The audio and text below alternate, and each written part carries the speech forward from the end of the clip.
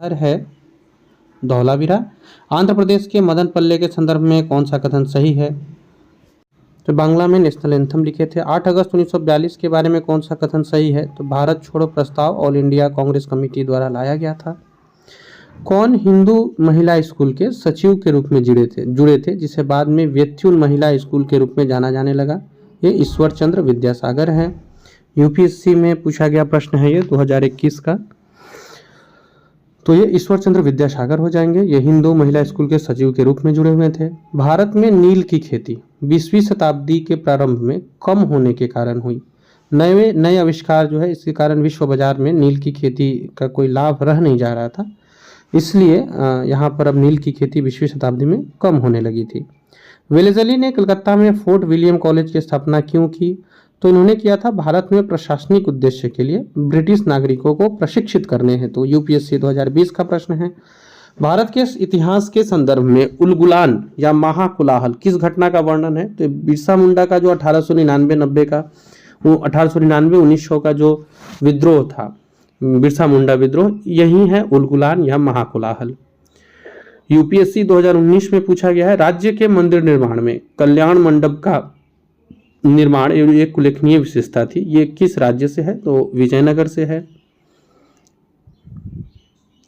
मियां तानसेन के संदर्भ में निम्नलिखित में से कौन सा कथन सही नहीं है? तो तानसेन को यह उपाधि सम्राट अकबर ने दी थी, ये लाइन गलत है। यूपीएससी 2019 का क्वेश्चन है। निम्नलिखित में से किस मुगल सम्राट ने सचित्र पांडुलिपियों से एल्बम और व्यक्तिगत चित्र पर जोर दिया था? तो ये जहांगीर है। मैजनी गैरिबाल्डी शिवाजी और श्री कृष्ण की जीवनी लिखी, कुछ समय अमेरिका में रहे और सेंट्रल असेंबली के लिए भी चुने गए थे। इस व्यक्ति का नाम बताना है। तो यह है लाला लाजपत राय। यूपीएससी 2018 का प्रश्न है। 1935 के भारत सरकार अधिनियम द्वारा स्थापित संघ में अवशिष्ट शक्तियां किसको दी गई थी?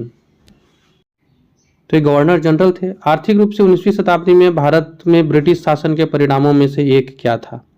तो आर्थिक की जब बात की जा रही है तो हस्तशिल्प के निर्यात में वृद्धि नहीं होगा, कारखानों की संख्या में वृद्धि भी नहीं होगा। भारतीय कृषि का व्यवसायीकरण, ये सही उत्तर है। शहरी आबादी में वृद्धि ये भी नहीं है। आर्थिक परिणाम में है भारत की कृषि का कमर्शलाइजेशन किया गया, व्यवसायीकरण किया गया। नेक्स्ट अगले प्रश्न पर आते हैं।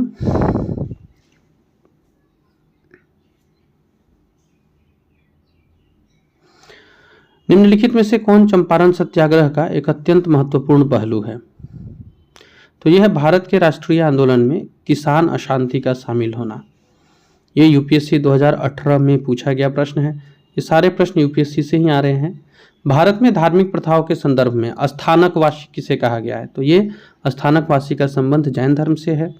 कौन भविष्य के बुद्ध हैं जो अभी तक दुनिया को बचाने के लिए नहीं आए हैं? तो ये मैत्रेय है जो भविष्य के बुद्ध होंगे बौद्ध धर्म के अनुसार। लॉर्ड वेलेज़ली ने सहायक गठबंधन की प्रणाली पर कौन सा कथन इसमें गलत है? तो कंपनी के लिए एक निश्चित आय सुरक्षित रखना, ये गलत है। बाकी नेपोलियन के खतरे के लिए था, बड़ी अस्थायी सेना दूसरे के खर्च पर रखने और भारतीय राज्यों पर ब्रिटिश सर्वोच्चता स्थापित करना, ये सही है उत्तर। जबकि कंपनी के लिए एक निश्चित आय सुरक्षित करना सही नहीं है। 1920 में किसने अपना नाम बदलकर स्वराज सभा किया था इसमें से? तो जो होम रूल लीग था उसका नाम बदलकर स्वराज सभा किया गया था। अछूत लोगों को लक्षित दर्शकों के रूप में रखने वाली पहली मासिक पत्रिका वाइटल विध्वंसक किसके द्वारा प्रकाशित की गई थी? तो ये गोपाल बाबा वालंगकर है। 1907 में सूरत में भारतीय राष्ट्रीय कांग्रेस में विभाजन का प्रमुख कारण क्या था? तो ये था उग्रवादियों की ब्रिटिश सरकार के साथ बातचीत करने के लिए नरमपंथियों की जो क्षमता था उसमें विश्वास की कमी देखने को मिल रही थी। ये लोग अलग ढंग से बात करना चाह रहे थे और इनका विश्वास अब नरमपंथियों के प्रति नहीं रह गया था। आखिरी क्वेश्चन है और हम लोगों ने लास्ट के ये जितने क्वेश्चन उठाए ये सारे यूपीएससी के थे, तो बहुत इंपॉर्टेंट है ये। आप अगर अटेम्प्ट किए हैं कमेंट में आंसर जरूर बताइएगा। आखिरी क्वेश्चन है यूपीएससी 2016, सम्राट अशोक के शिलालेख को सबसे पहले किसने पढ़ा था? तो ये हो जाएंगे जेम्स प्रिंसेप। तो फ्रेंड ये था आज आपके लिए। हम लोगों ने एंशिएंट हिस्ट्री के 100 क्वेश्चंस को देखा। ऐसे ही इंपॉर्टेंट चीज़ को कम समय में कवर करने का प्रयास किया जाएगा और बिना समय गंवाए अच्छा प्रिपरेशन करना चाहते हैं चैनल को सब्सक्राइब जरूर कर लीजिएगा, पहली बार आए हैं तो। ऐसे लोगों के साथ शेयर भी कर दीजिएगा। अगले वीडियो में मिलते हैं जो और भी इम्पोर्टेंट। कोई भी सपना साकार करने के लिए सबसे जरूरी है सही कोच का होना। दे अपने बच्चे को सही कोचिंग का वरदान अचीवमेंट जोन के साथ और करे उसके बीपीएससी, यूपीएससी, एसएससी, सीटीएटी का सपना साकार। Download the app now.